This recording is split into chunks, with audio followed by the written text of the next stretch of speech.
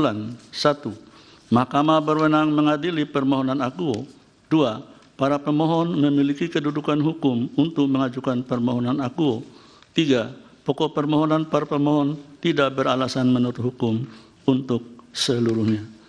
Berdasarkan Undang-Undang Dasar Negara Republik Indonesia tahun 1945 dan seterusnya, amar putusan mengadili menolak permohonan para pemohon untuk seluruhnya.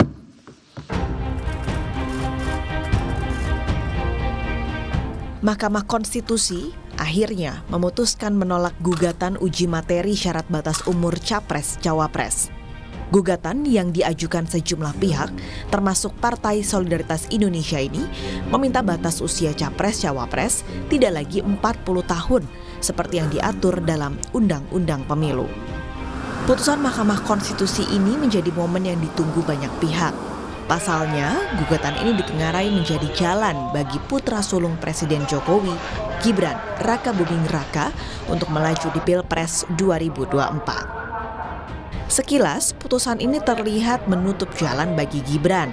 Tapi ternyata ada putusan lain yang menyebut Capres atau Cawapres bisa berusia di bawah 40 tahun jika pernah atau sedang menduduki jabatan sebagai kepala daerah. Posisinya sebagai wali kota Solo saat ini memastikan Gibran bisa melaju di Pilpres 2024. Kita hormati keputusan MK ya. Nanti urusan-urusan klausul apa dan lainnya tanya ke MK, tanya ke pakar hukum, tanya ke penggugatnya. Buat sekali-sekali penggugatnya ya diwawancara gitu loh ya. Sering berstatement banyak yang memberikan penawaran. Gitu loh. Ya silahkan memberikan penawaran. Tapi ya tunggu keputusan saya juga dong. Ya. Sementara itu, Presiden Jokowi enggan memberikan komentar terkait putusan tersebut.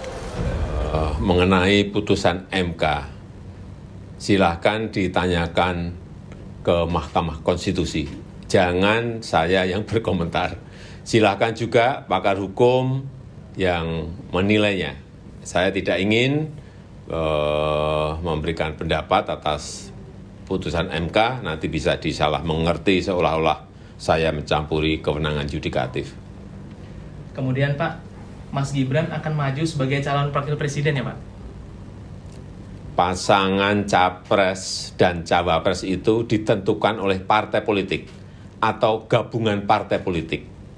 Jadi silahkan tanyakan saja ke partai politik, itu wilayah parpol. Pasca putusan MK, Partai Gerindra pun menjadi sorotan. Hal ini karena Gibran belakangan disebut-sebut sebagai calon potensial Cawapres Prabowo Subianto. Partai Gerindra pun mengaku telah berkomunikasi dengan Gibran setelah Mahkamah Konstitusi memutus soal gugatan batas umur Capres dan Cawapres. Keputusan Mahkamah Konstitusi sebagai sebuah keputusan yang final dan mengikat, tentu saja ini akan menjadi sebuah cara pandang bagi partai-partai koalisi di Koalisi Indonesia Maju dalam mengambil keputusan. Tawaran Cawapres, kalau sekarang setelah putusan MK apakah akan ditawarkan lagi? Keputusan Mahkamah Konstitusi saya kira menjadi sesuatu yang jelas, terang benderang, jadi nanti nunggu sesuatu yang sudah jelas, nanti nunggu setelah Ketua Umum semuanya berkumpul. Melihat kadernya dilirik partai lain, Ketua Umum PDIP Megawati Soekarnoputri bereaksi. Mega menyinggung soal loyalitas. Dan beliau itu dengan konsekuen, makanya ibu-ibu minta pada kalian untuk konsekuen. Kalau sudah menjadi anggota partai, jangan melirik-melirik lagi untuk pindah partai. Itu tidak ada dedikasi of life-nya. Nah, dengan demikian maka kita benar-benar menjadi pejuang partai. Lalu, akankah Gibran menerima pinangan sebagai pendamping Prabowo Subianto di Pilpres tahun depan? Atau jika Gibran menolak, bagaimana peta persaingan Pilpres 2024? Tim Liputan Kompas TV.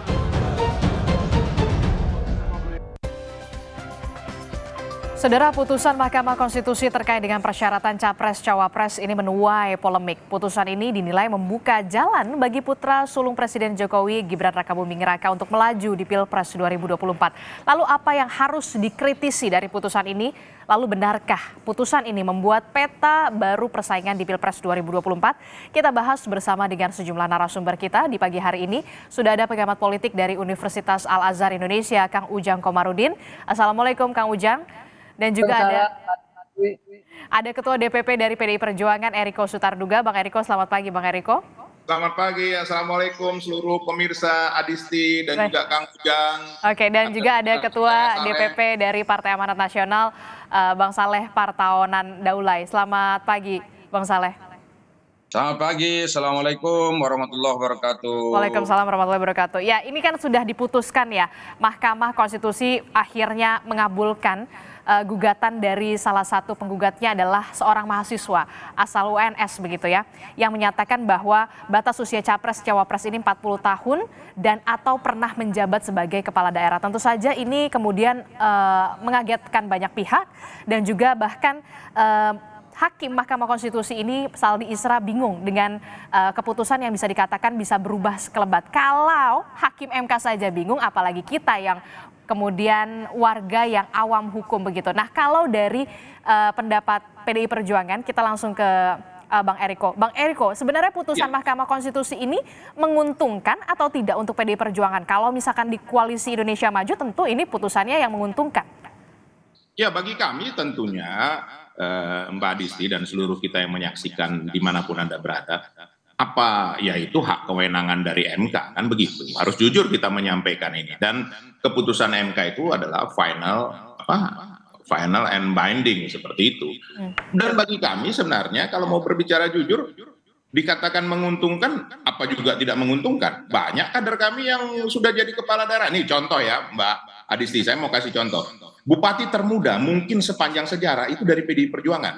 Namanya Sultan Rizky di Sumatera Barat. Boleh dicek. Itu jadi bupati umur 25. Ya mungkin saja Sultan Rizky juga bisa maju kalau seperti ini. Kan tidak ada yang salah dalam hal ini. Tapi kan tinggal sekarang ini kembali kita melihatkan. Kalau sebagai rakyat awam tentu merasa aneh, kenapa kok Hakim MK sendiri merasa bingung, kan begitu kan? Sebenarnya ini kan juga harus dilihat karena ini terkait kepada integritas nanti. Nanti kalau ini terjadi seperti itu, bahkan di dalam fungsi MK ini sendiri ada pertanyaan-pertanyaan seperti itu kan menjadi pertanyaan juga bagi rakyat banyak. Nah ini yang sebenarnya Mbak Adisti yang harus Mbak Adisti dan Kompas TV kejar seperti ini. Kalau bagi kami sebenarnya apapun keputusannya kami siap loh, tidak gentar. Ini hal yang minta maaf ya Mbak Adisti, ini sudah diperkirakan. Coba lihat apa yang disampaikan Mas Bambang Pacul, beliau saja sudah memprediksi hal ini akan terjadi. Jadi buat itu tidak kaget hal seperti ini. Oke, sudah diperkirakan sebelumnya dengan keputusan ini. Nah, setelah adanya putusan ini, putusan inkrah dari Mahkamah Konstitusi, informasinya Gibran akan dipanggil ke Jakarta, dipanggil oleh DPP PDI Perjuangan besok. Betulkah dan apa yang akan dibahas? Betul. Jadi sebenarnya begini, Pak Sekjen kan ingin daripada ini kan berkembang isu segala macam kan begitu. Dan kemarin kebetulan yang mendampingin Ibu Ketua Umum dalam peresmian kantor-kantor DPC dan juga PAC di tingkat kecamatan, ada 2 itu kebetulan di Solo salah satunya.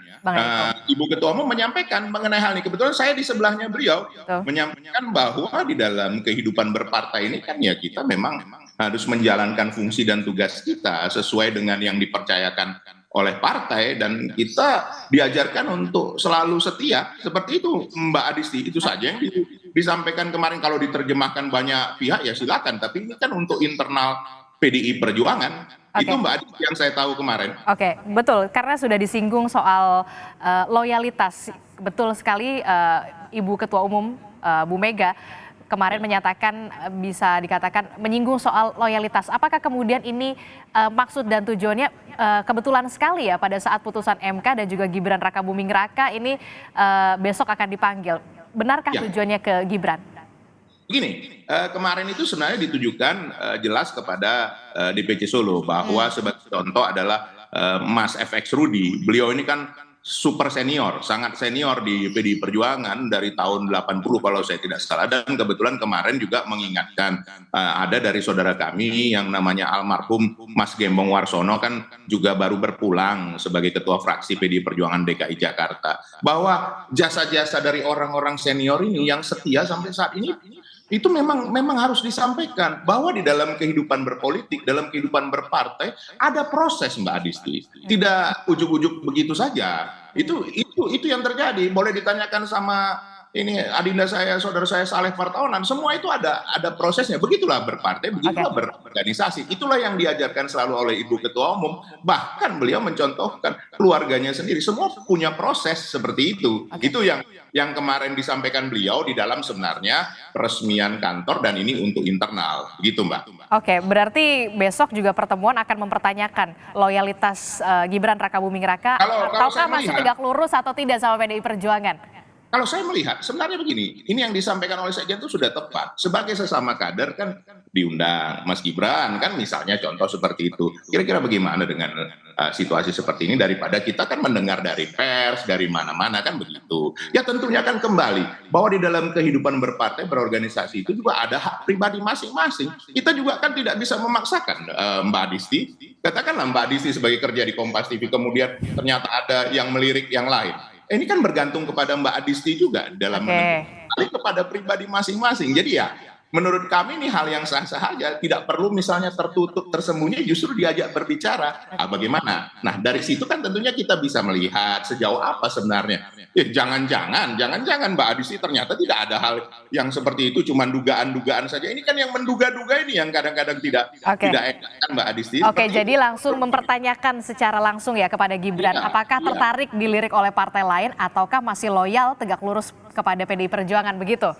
Ya artinya kan tidak ada yang salah dalam hal ini, Mbak Adisti. Itulah namanya sebagai sesama kader, apalagi beliau sebagai sekretaris jenderal menanyakan kepada Mas Gibran, apapun kan Mas Gibran sebagai adik, sebagai katakan yang lebih muda, kan itulah enaknya berpartai, itulah nikmatnya berpartai, berkomunikasi, bertukar pikiran, kemudian ada hal apa sebenarnya, jangan-jangan besok, kalau kita mau menduga-duga, mau berandai-andai, enggak ada Mas, wong saya gini-gini aja, kan begitu, wong saya menjalankan tugas, ya kita lihatlah ke depannya seperti apa. Begitu loh Mbak Adisti. Oke, nanti kita akan tunggu jawaban dari Gibran Rakabuming Raka berarti besok ya. Ya, benar.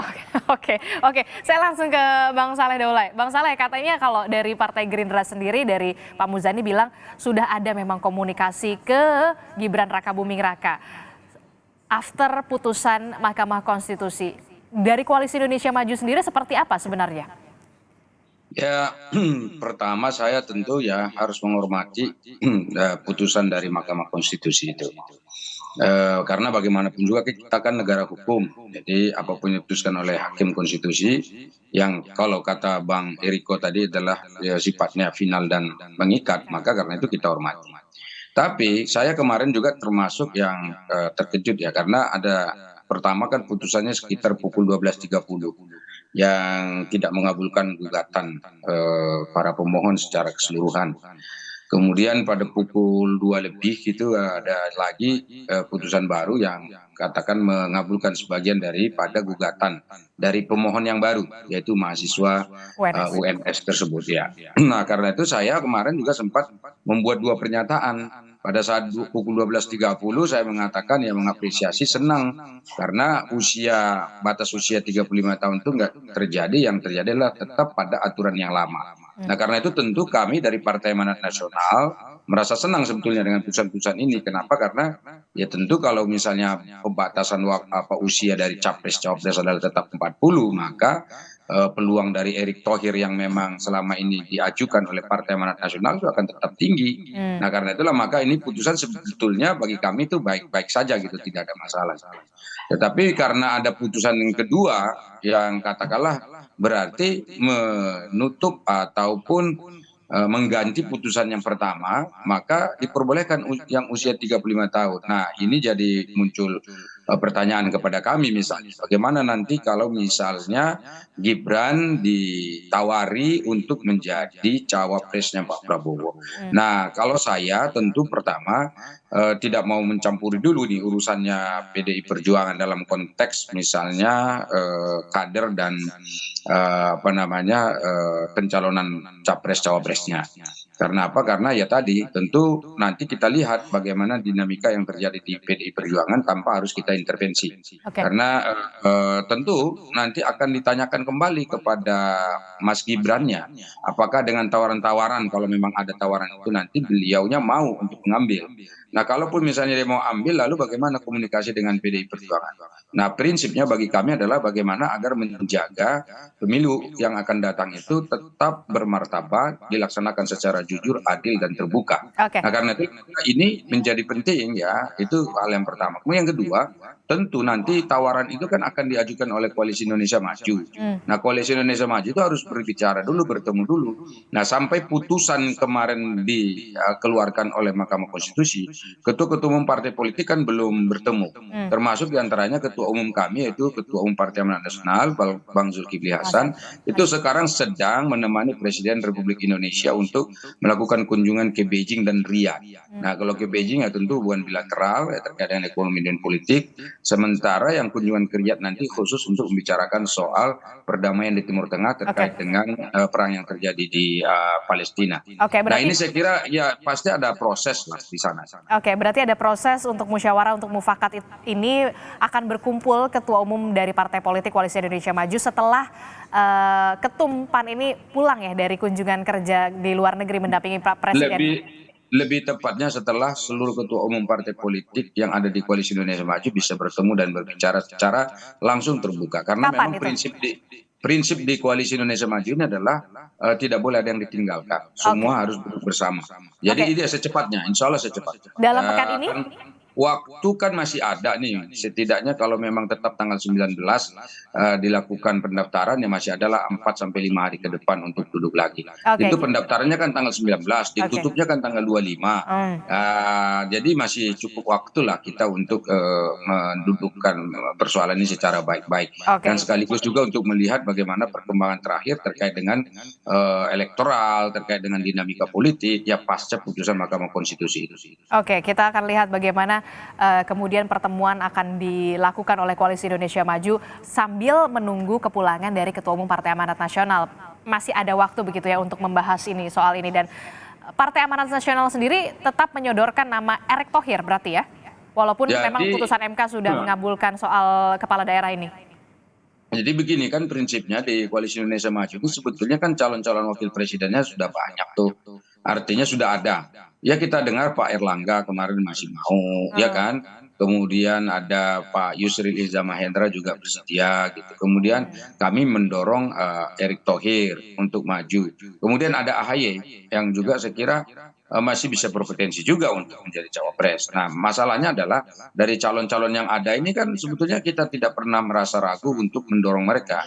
Nah, ditambah lagi misalnya kalaupun ya nanti misalnya Gibran ditawarkan, berarti bertambah lagi cawapresnya. Nah, sekarang kita tinggal di Koalisi Indonesia Maju ini memperbincangkan bagaimana caranya supaya menang. Dari seluruh cawapres yang ada itu mana diantaranya cawapres yang paling menguntungkan dan bisa membawa gerbong besar Prabowo ini bisa meraih kemenangan. Karena kita jangan sampai misalnya sudah 3 kali kami misalnya Partai Amanat Nasional mendukung Prabowo ini malah yang sekarang malah nanti malah kerepotan gitu. Jadi persaingan bisa dikatakan semakin ketat ini, nama Erlangga, kemudian juga ada nama Pak Erik, kemudian ada Bang Yusril, ada juga yang kemudian ini menguat sekali namanya adalah setelah putusan MK adalah Gibran Rakabuming Raka. Saya langsung ke Kang Ujang. Kang Ujang, dengan putusan ini tentu saja akan membuat peta persaingan baru. Anda melihatnya akan seperti apa? Pertama, tentu saya tidak kaget dengan putusan ini ya. Sudah saya sampaikan ke teman-teman media. Bulan lalu saya dapat bocoran persis putusannya seperti ini gitu. Saya bilang saya dapat bocoran bahwa hakim-hakim itu menolak, lalu ada satu hakim yang melobi sana sini, ya akhirnya keputusannya diterima. Apa yang disampaikan Prof. Saldi Isra itu ya betul-betul yang saya terima bocoran itu 1 bulan yang lalu. Jadi saya sungguh tidak kaget dalam konteks putusan Mahkamah Konstitusi, makanya saya katakan nanti itu akan ada frase atau kata pernah jadi kepala daerah, bahkan ditambahkan lagi sedang menjadi kepala daerah. Saya mengatakan juga kritik terhadap Mahkamah Konstitusi ya sebelum menjawab pertanyaan Mbak Adisti, peta konstitusi. Ya saya hanya berpesan karena untuk menjaga marwah MK gitu, maka mestinya sejatinya sifat-sifat kenegarawan itu dimunculkan. Apa tanda-tandanya ya? Salah satu tandanya adalah ya mereka memutuskan berdasarkan kepada kepentingan masyarakat bangsa dan negara. Nah dan jangan lupa bahwa MK adalah the guardian of constitution, penjaga marwah konstitusi Republik Indonesia. Oleh karena itu jangan sampai, saya juga mengkritik juga, jangan sampai menjaga, mohon maaf ya, keluarga Pak Jokowi. Ini menjadi persoalan. Nah karena keputusannya menerima sebagian daripada gugatan yang dilakukan oleh mahasiswa, maka sejatinya ini memberikan, kalau saya boleh katakan ya, karpet merah atau jalan tol kepada Gibran untuk bisa menjadi cawapres. Dan desain ini kan sudah lama. Bagaimana misalkan gugatan itu dilakukan bukan hanya oleh 1-2 orang, itu kalau nggak salah ya 12 gugatan yang masuk ke MK. Saya salah, tolong dikoreksi. Jadi ini sudah, kalau bahasa saya sudah terstruktur, sistematis dan masif. Oleh karena itu ketika putusan itu keluar, ya pertama memang saya harus terima, karena ini keputusan yang final tadi. Tetapi dalam konteks kita bernegara, ini ada sesuatu yang mohon maaf ya, yang keliru, yang rusak harus kita luruskan dari Mahkamah Konstitusi. Jadi sejatinya marwah konstitusi itu harus dijaga, ya, marwah hakim dan MK itu harus dijaga. Tetapi faktanya ini membuat masyarakat tidak akan percaya. Ini yang harus menjadi catatan dalam demokrasi. Nah, petanya pasti berubah, Mbak Rizky. Kenapa? Karena kalau Gibran itu punya peluang gitu ya, punya karpet merah, punya tol, lalu masuk ke Koalisi Indonesia Maju, agak sulit, mohon maaf ya, kalau nanti misalkan Pak Zulhas menolak, Pak Prabowo menolak, lalu juga Pak Erlangga menolak. Karena ini kan Gibran ini kan membawa representasi dari ayahnya atau Pak Presiden atau Pak Jokowi. Nah kalau itu sudah masuk, agak sulit untuk bisa ditolak oleh, mohon maaf ya, ketua umum partai yang ada di Koalisi Indonesia Maju, kecuali tadi kata Bang Saleh, kecuali Gibrannya tidak menerima, kecuali Gibrannya tidak mau. Tetapi kan desain awalnya yang saya baca dari belakang layar, yang memang targetnya adalah menjadi calon wakil presiden. Nah dalam konteks itu saya melihat ya ke depan kita lihat saja apakah memang Pak Jokowi dan Gibran itu menjadi cawapresnya Pak Prabowo atau tidak, kita tunggu dinamikanya. Tadi saya sepakat. Ya gimana? Kalau Anda melihatnya sinyal-sinyalnya, apakah kemudian Gibran Rakabuming Raka ini bersedia untuk sebagai calon wakil presidennya Prabowo atau tidak? Kalau melihat sinyalnya, kalau kemarin kita lihat Gibran saja datang ke acara relawan Projo. Yang kita tahu Projo sendiri adalah akhirnya mendukung dari Pak Prabowo Subianto menjadi bakal calon presiden 2024. Ini kan politik belum final ya, masih dinamis, belum ada capres dari Pak Prabowo dan Pak Ganjar. Soal misalkan Projo mendukung Pak Prabowo, is no problem. Apakah tidak bisa berubah? Dalam konteks tentu bisa berubah. Nah saya melihat dalam hal ini ya, ketika misalkan Gibran apakah mau atau tidak, kalau dari desain yang ada ya, dari skema yang ada, kalau format yang ada soal capres-cawapres itu, ya kelihatannya Gibran akan menerima itu dengan konsekuensi bisa jadi, mohon maaf ya, berhadapan-hadapan dengan PDIP. Itu yang sudah saya analisa sejak jauh, bahkan sejak 2 tahun lalu sudah saya analisa. Ya tentu ini analisa subjektif dan spekulatif. Saya katakan bahwa yang didukung oleh PDIP belum tentu didukung oleh Pak Jokowi. Nah hari ini apakah itu benar atau tidak kita lihat. Tetapi indikasi-indikasi mengarah kepada Gibran menjadi cawapres itu semakin kuat, semakin kencang. Dan jangan lupa keputusan MK itu membalik tadi 180 derajat ya, keputusan yang memang sudah diambil di internal MK. Dan itu bukan hanya saja saya yang mengatakan, tapi Pak Saldi Isra langsung. Nah dalam konteks itu ya, maka kita melihat ke depan harus kita koreksi bersama-sama bahwa mohon maaf, MK harus kita kritisi, MK harus kita jaga marwahnya, agar memang kepentingan ke depan adalah bagaimana MK menjaga marwah konstitusi, bukan menjaga, mohon maaf ya, keluarga Pak Jokowi atau menjaga Gibran, memuluskan jalan Gibran. Kalau ini terjadi maka ya mohon maaf, masyarakat tidak akan percaya lagi. Dan saya menerima putusan itu dengan pahit ya, karena tadi saya sepakat dengan Bang Saleh Daulay ketika keputusan pertama saya itu breaking news di salah satu TV, ya kalau ditolak bagus saya bilang. Tentu ini kita akan sama-sama menjaga demokrasi bersama-sama dengan MK, tapi faktanya dengan keputusan yang kedua ketika itu menerima dan itu meyakinkan saya bahwa bocoran yang saya terima sebulan yang lalu itu menjadi sebuah kenyataan yang bagi saya tidak aneh untuk melihat konstruksi politik belakang layar Republik Indonesia ini. Oke, menjadi keputusan MK bisa dikatakan tadi mengutip dari Kang Ujang menjadi pil pahit begitu ya bagi warga khususnya begitu dan kebetulan sekali kemudian tadi sudah saya singgung Bu Mega Ketua Umum PDI Perjuangan ini sempat menyinggung soal loyalitas. Apakah ini kemudian menjadi alarm peringatan kepada Gibran Rakabuming Raka karena besok Gibran Rakabuming Raka ini akan dipanggil oleh DPP PDI Perjuangan. Jangan dijawab dulu Kang Ujang, kita jeda sejenak. Terima kasih Anda masih bersama kami di Sapa Indonesia Pagi. Saudara, kita masih membahas dari putusan MK yang kemudian ini bisa ditafsirkan menjadi karpet merah bagi salah satu nama yakni Gibran Rakabuming Raka untuk melenggang secara mulus sebagai bakal calon wakil presiden di 2024. Entah itu dari koalisi Indonesia Maju ataukah dari kemudian koalisi Pak Ganjar. Ini yang masih menjadi tanda tanya. Nah, menyambung dialog kita tadi, Kang Ujang.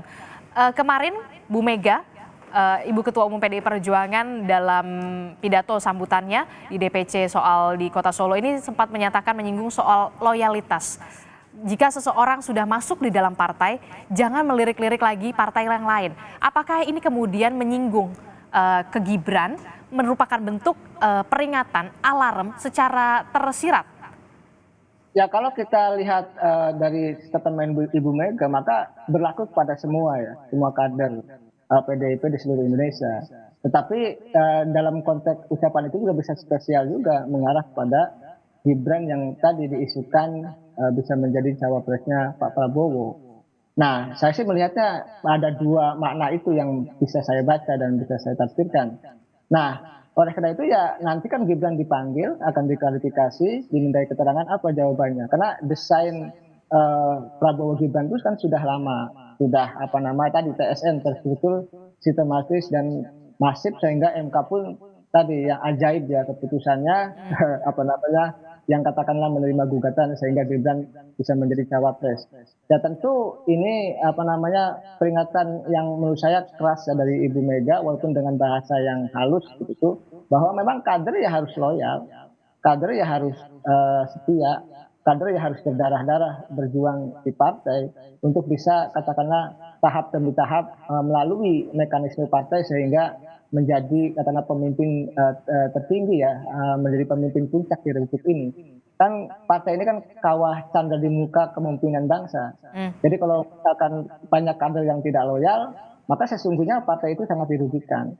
Nah makanya Bang Saleh itu, Bang Eriko, ada ini kan loyalis di partainya masing-masing dan beliau kan orang-orang hebat di partainya masing-masing. Biasanya orang yang loyal itu adalah orang-orang yang hebat. Nah dalam konteks Gibran ini saya mengatakan yang bisa jadi bahwa apa yang disampaikan oleh Ibu Mega adalah salah satu peringatannya kepada Mas Gibran dan tentu berlaku umum kepada seluruh kader PDIP. Oke, itu bisa menjadi peringatan keras untuk Gibran Rakabuming Raka. Nah kalau kita melihat juga, menyimak juga kembali, mereview kembali pernyataan Bu Mega kemarin juga menyatakan bahwa untuk urusan cawapres ini tunggu hak prerogatif saya keluar dari mulut saya karena ini merupakan kepentingan warga, bukan anggota keluarga. Apakah ini kemudian juga menyinggung kembali soal itu? Ya tentu ya, saya sih melihat kan ada hubungan-hubungan yang kadang-kadang baik, kadang-kadang tidak ya antara PDIP atau Ibu Mega dengan Pak Jokowi. Banyak sekali Ibu Megawati mengkritisi sesuatu yang katakanlah dianggap yang kurang dari Pak Jokowi. Dan itu hal yang bagus-bagus saja ketika Ketua Umum Partai mengingatkan kadernya, mengingatkan petugas partainya untuk loyal, untuk menjaga kesetiaan, menjaga institusi partainya. Karena ini kan menjadi contoh dan teladan bagi rakyat Indonesia.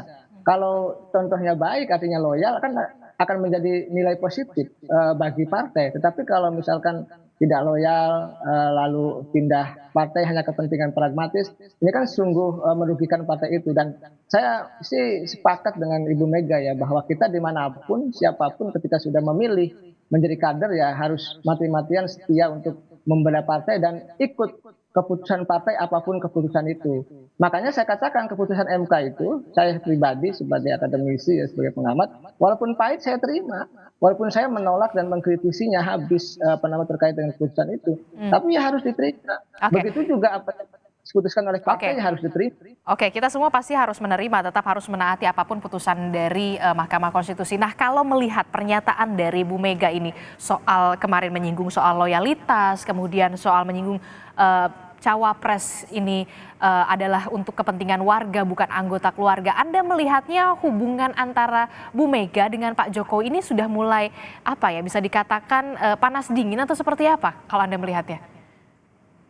Saya kan dari beberapa tahun yang lalu selalu mengatakan hubungannya kan naik turun, panas adem gitu ya. Nanti akrab lagi, konflik lagi, dan itu terus terjadi. Dan itu kan ada jejak-jejaknya, bahkan ya saya sebut jejak digital ya, pernyataan-pernyataan saya di teman-teman media. Dan dalam konteks sejarah PDIP dan hubungan Pak Jokowi ya seperti itu. Dan terakhir kan dengan Kaisang menjadi ketua umum PSSI, PSI saja sudah jelas bahwa itu adalah, mohon maaf ya, dalam konteks tertentu melanggar ADART yang sejatinya harusnya satu keluarga satu partai, walaupun dibantah kakaknya berbeda dan lain sebagainya. Tapi itu kelihatannya hanya bentuk komunikasi PDIP kepada publik agar ya positif lah kira-kira, menjaga ruh partainya.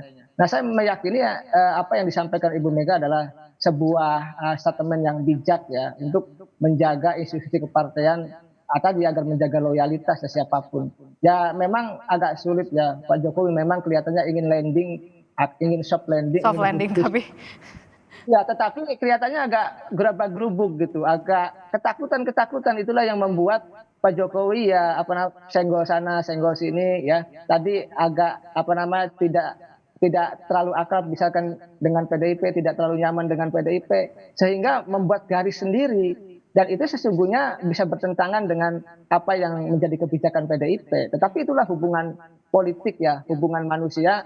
Terkadang ya dalam satu rumah ya tentu ada saja yang tidak akrab, ada saja yang bandel gitu, ada saja yang tidak dalam menjaga marwah partai. Kalau saya sih sebagai masyarakat Indonesia ya, kalau saya berpartai harus loyal. Oke, Bang Eriko, Anda setuju dengan analisa dari Kang Ujang kalau ini merupakan peringatan yang bisa diutarakan oleh Bu Ketua Umum dalam balutan yang kemudian bijak begitu, lembut begitu sebagai seorang ibu, dan memang ya dalam satu keluarga bisa dikatakan kadang ribut, kadang akur.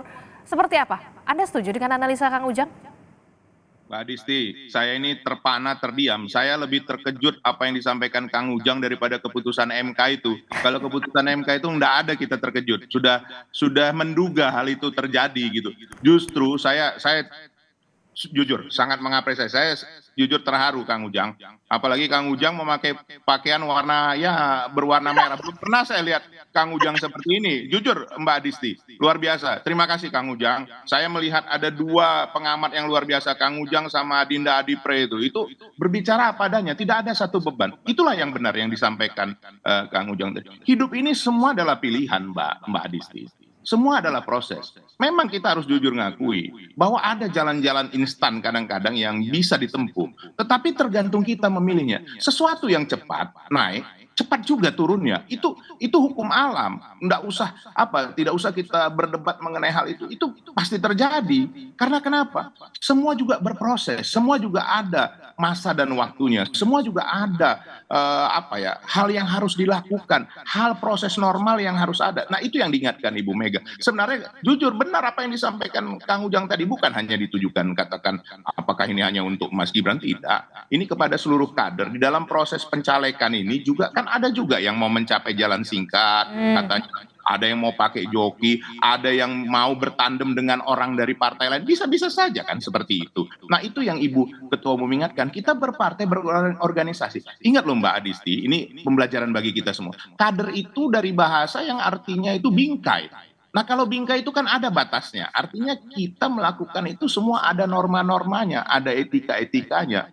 Nah, itulah yang membuat partai ini bisa berjalan langgeng dan juga semakin baik, semakin besar. Apakah sudah sempurna? Belum. Pasti ada saja yang mengakibatkan ya katakanlah friksi-friksi atau dinamika-dinamika ada. Nah, saat ini memang saya banyak menerima ini WA. Ini Bang, apakah ini memberikan karpet merah? Saya sampai pikir jawab, kenapa sih harus karpet merah? Kenapa sih nggak karpet biru? Sekali-sekali ya dari adinda saya Saleh Partaunan Daule, kenapa mesti harus karpet merah? Kan begitu kan? Nah, ini sekali lagi Mbak Adisti, kembali pilihan. Kita tunggu saja besok, lusa bagaimana Mas Gibran mensikapi ini. Ya tentu, sebagai kader beliau sudah menjalani, janganlah beliau ya, orang muda yang sudah menjalani proses kaderisasi di PDI Perjuangan ya, kita tunggu nanti bagaimana hasilnya, bagaimana nanti sikap daripada adinda kami ini, adinda Gibran ini. Nah, nanti dari situ semua juga akan menilai. Jangan lupa Mbak Adisti, apakah keputusan MK ini menjadi final and binding terhadap rakyat Indonesia? Oh tidak. Pilihan rakyat Indonesia bukan ditentukan oleh keputusan MK. Rakyat Indonesia sudah sangat cerdas Mbak Adisti. Nanti mereka akan lihat. Sekarang saja sudah minta maaf. Sekali lagi, ini lembaga kalau saya tidak salah Kang Ujang didirikan oleh Ibu Mega, MK ini pada zaman Ibu Mega. Nah, kita kan bersedih kalau sampai ini nanti kredibilitasnya dipertanyakan oleh rakyat. Ini sekarang sudah banyak mahasiswa dan lain-lain mempertanyakan. Nah, apakah ini yang baik? Apakah hidup ini hanya sekedar untuk memuaskan keinginan diri sendiri? Kan tidak hanya seperti itu. Bahwa hidup ini sungguh panjang. Ini nanti akan dinilai. Jejak-jejak digital tidak akan pernah bisa berubah, Mbak Adisti. Nah, ini yang harus kita jaga. Saya sepakat dengan Kang Ujang. Dan satu hal lagi yang saya mau sampaikan Mbak Adisti. Saya tadi betul-betul melihat saudara saya Saleh Partaunan Daule ini sudah kembali dengan semangatnya. Ya memang hidup harus begitu. Lah, sekarang begini, masa PAN nanti mau mencalonkan orang lain? Udah ada itu. Langsung saya sama seperti kami. Kami memperjuangkan Mas Ganjar. Kami tidak gentar. Kami akan maju terus. Apapun resikonya. Nah, harus begitu. Bahwa kita meyakini apa yang diputuskan bersama itu, apa yang diputuskan partai itu harus kita jaga, harus kita solid, harus kita perjuangkan. Begitu. Itu yang disampaikan oleh Kang Ujang. Ini mengingatkan kita semua, dan proses inilah yang harus terjadi. Begitu Mbak Adisti. Dan terima kasih Mbak Adisti. Mbak Adisti mengundang terus kita ya Kang Ujang untuk proses ini supaya berjalan lagi. Ya supaya besok juga diundang lagi Kang Ujang kan. Gitu ya. Yang penting jangan jalan instan aja lah ya. Harus semuanya harus berproses. Itu yang kemudian harus di-underline. Jangan jalan instan tapi semuanya harus berproses. Nah, saya ke Bang Saleh. Bang Saleh, ini kan kalau kita lihat tadi Bang Saleh juga sempat menyinggung bagaimana sebenarnya ada 2 hakim konstitusi yang punya alasan berbeda, hanya kepala daerah gubernur saja. Sementara 3 lainnya setuju, 4 lainnya kemudian benar-benar menolak. Yang benar-benar setuju ini sebenarnya ada 3. Nah, inikah kemudian yang menjadi pertanyaan juga, apakah ini jangan-jangan bisa dikatakan menjegal dari nama yang disodorkan oleh Partai Amanat Nasional? Ya, saya begini, saya tidak mau komentari dulu ya putusan dan proses peradilan yang ada di Mahkamah Konstitusi karena saya bukan bidangnya. Saya bukan ahli hukum tata negara dan juga saya tidak ikut bagian dari yang pihak terkait di persidangan itu. Tetapi yang perlu saya jelaskan begini sebetulnya, kalau kita balik lagi, ini kan ujung-ujungnya kelihatannya Gibran ini seakan-akan sudah dipastikan akan menjadi cawapresnya Prabowo. Mengapa tidak dibalik misalnya? Kan bisa jadi jangan-jangan Gibran ini bisa juga menjadi cawapresnya Pak Ganjar gitu. Nah sekarang pertanyaannya apakah itu mungkin gitu. Nah teman-teman di PDI Perjuangan bisa menerima Gibran sebagai cawapres misalnya kan gitu. Supaya apa? Ini berimbang situasi diskusi kita ini. Jangan sampai misalnya ini begini, Bang Eriko ya. Kemarin kan ada salah seorang ketua umum partai politik karena dia melihat di koalisi ini nggak mungkin diangkat jadi cawapres, langsung pindah lagi ke koalisi lain misalnya begitu. Nah ini jangan-jangan begitu nanti sebut siapa itu Bang Saleh. Kekhawatiran kita ini terjadi juga di sini. Jangan-jangan di sana memang sudah nggak pasti terima. Lalu misalnya kita memaksa dia setia dan loyal misalnya, sementara dia kan sudah merasa layak dan pantas sesuai dengan ketentuan konstitusi dan undang-undang yang disahkan oleh MK. Nah lalu karena tidak mungkin diterima di sana, akhirnya dia merasa bisa menelusuri dan mencari tempat baru untuk bisa tetap maju gitu. Nah ini kan juga bagian yang bisa jadi bahan perbincangan kita begitu. Nah sekarang kan gini, itu kan kembali kepada tadi juga kepada PDI Perjuangan gitu. Jangan sampai nanti kader kami diambil kan, sementara di tempatnya dia sendiri tidak ditempatkan sesuai dengan apa yang diinginkan. Kan kader-kader muda kan punya cita-cita juga ya, punya apa istilahnya keinginan dan sebagainya itu. Nah itu bagian pertama yang saya sampaikan. Yang kedua, sekarang bagaimana dengan Koalisi Indonesia Maju? Apakah nanti ini sudah pasti akan diterima? Saya kira prosesnya tidak juga mudah ya, dan juga tidak sulit ya kalau misalnya dibicarakan seperti itu. Katakanlah tidak mudah itu karena tentu semua ketua-ketua umum partai politik yang ada itu akan diajak bicara. Pasti akan punya pendapat masing-masing. Tapi kalau misalnya dikatakan tidak sulit ya kalau misalnya nanti semua kriteria, ketentuan dan keinginan dari semua partai politik yang ada di Koalisi Indonesia Maju itu mungkin bisa sesuai dengan apa yang dimiliki oleh Gibran misalnya, karena itu misalnya diterima oleh mayoritas misalnya ketua-ketua umum partai politik yang ada. Tentu dengan simulasi, perhitungan, kalkulasi yang tepat secara politik ya untuk menangkan Pilpres yang akan datang. Kalaupun misalnya Pilpresnya dimenangkan, kita berharap kemenangan itu bukan untuk seseorang, bukan satu partai politik, bukan satu kelompok tertentu ya, tapi tentu untuk seluruh rakyat Indonesia. Saya kira begitu. Berarti masih menunggu kemudian keputusan dari Ketua Umum Partai Politik sambil menunggu ketumpan yang kemudian akan kembali ke tanah air. Termasuk menunggu Ketua Umum PDI Perjuangan Ibu Mega. Ya untuk tadi, jangan-jangan kan ada diskusi lagi di sana. Nah itu dia, saya langsung ke Bang Eriko berarti. Gibran jadi cawapresnya PDI Perjuangan. Cawapresnya Pak Ganjar. Gitu. Bang Eriko, gimana Bang Eriko? Betulkah kemudian ini yang menjadi pertimbangan juga, jangan-jangan kemudian nama Gibran Rakabuming Raka juga akhirnya menjadi pendamping dari Pak Ganjar Pranowo, Bang Eriko? Kalau kami, tadi saya sudah sampaikan otokritik ke Bung Saleh Partaunan bahwa kita harus memperjuangkan calon kita, kan begitu. Nanti kita lihatlah bagaimana. Tapi kemungkinan kan. Tapi ada kemungkinan kan pasti, apalagi di satu partai.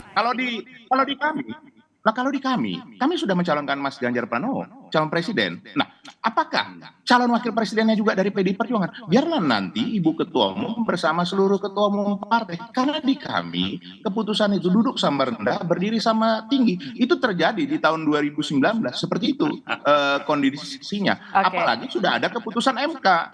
Kami tentu akan memperjuangkannya, itu pasti. Nah, sekarang tinggal kembali. Kalau kita mau melihat rumput tetangga, seperti tadi Bung Saleh Partaunan melihat PDI Perjuangan, marilah berjuang bersama-sama. Kita lihatlah bahwa kita harus memperjuangkan kader kita untuk jadi. Itu yang paling utama. Untuk apa? Keinginan rakyat untuk bisa melanjutkan dari pembangunan yang sudah dilakukan oleh Bapak Presiden Joko Widodo, dan itu tercermin dari Mas Ganjar Pranowo. Sekali lagi, yang namanya Mbak Adisti, yang namanya adalah regenerasi, pergantian kepemimpinan. Apakah pergantian kepemimpinan ke yang lebih jauh atau yang lebih muda? Yang saya tahu itu pergantian kepemimpinan kepada tentu yang lebih muda, itu yang wajar, dari generasi baby boomer di Pak Jokowi jadi generasi X. Yang paling penting Mbak Adisti, dari apa yang disampaikan Bang Eriko ini, yang paling penting salah satunya menurut saya adalah jangan sampai bola ini langsung ditembak langsung ke Pak Prabowo, Indonesia Maju. Artinya apa, kan ini peluang untuk masuk jadi wapresnya Ganjar juga terbuka kok. Ini kan sebetulnya kesimpulannya begitu. Apalagi katanya sedang diperjuangkan. Ini untuk mengimbangi saja. Jangan kita sampai mengadili sesuatu yang belum terjadi. Dan itu tidak adil juga bagi mereka yang sedang ikut terlibat di sini. Yang jelas sampai sekarang ini Partai Amanat Nasional masih berharap bahwa Erick Thohir yang akan mendampingi Prabowo. Begitu. Kita lihat nanti ya akan seperti apa ya musyawarah untuk memufakatnya ya. Pada Nanti kalau misalnya Gibran dimajukan, mantap. Bang Eriko, nanti kalau Gibran dimajukan, nanti akan ada bab baru lagi untuk kita perbincangkan. Oke. Tadi itu, makanya buka lagi wacana itu nanti. Oke, saya beri kesempatan dulu ke Kang Ujang. Kang Ujang, terakhir Kang Ujang, secara singkat, kalau memang Gibran ini akan dipinang oleh koalisi Prabowo, ataukah kemudian dipertimbangkan juga namanya di koalisi PDI Perjuangan yang kemudian sudah ada namanya capresnya Pak Ganjar. Anda melihatnya seperti apa? Ya, di politik memang tidak ada yang tidak mungkin. Tetapi saya melihat, membaca gitu ya, Pak Hasto pernah membuat statement di media bahwa menolak batas minimal ya, penurunan usia dari 40 ke 35 tahun. Bisa dicek itu. Artinya dalam konteks itu ya secara resmi Pak Sekjen PDIP sejatinya menolak, mohon maaf ya, ke Gibran arahnya. Tetapi apakah nanti bisa gitu dikalkulasi untuk bisa menjadi cawapresnya Pak Ganjar? Ya dalam politik serba mungkin ya, serba bisa begitulah. Kita lihat saja nanti endingnya seperti apa. Tentu kita lihat dinamikanya ya, karena bagaimanapun kan keputusan elit itu akan melihat juga dinamika yang berkembang di tengah-tengah masyarakat. Begitu Mbak Adisti. Oke, setelah adanya putusan Mahkamah Konstitusi berarti tidak ada yang tidak mungkin, apakah bisa di koalisinya Pak Ganjar ataukah di koalisinya Pak Prabowo. Kita akan tunggu saja bagaimana dinamika politiknya, apalagi kemudian kita tahu besok Gibran Rakabuming Raka ini akan dipanggil oleh DPP PDI Perjuangan untuk dimintai keterangan. Baik, terima kasih informasinya, sudah berkenan hadir di Sapa Indonesia Pagi. Ada Bang Saleh Daulay dari Partai Amanat Nasional dan juga ada dari Bang Eriko Sutarduga dari PDI Perjuangan dan juga ada Kang Ujang Komarudin telah bergabung bersama kami. Terima kasih Bapak-Bapak untuk perspektifnya dan juga pandangannya di pagi hari ini. Selamat pagi, sehat selalu. Terima kasih Mbak Adisti. Assalamualaikum. Waalaikumsalam warahmatullahi wabarakatuh.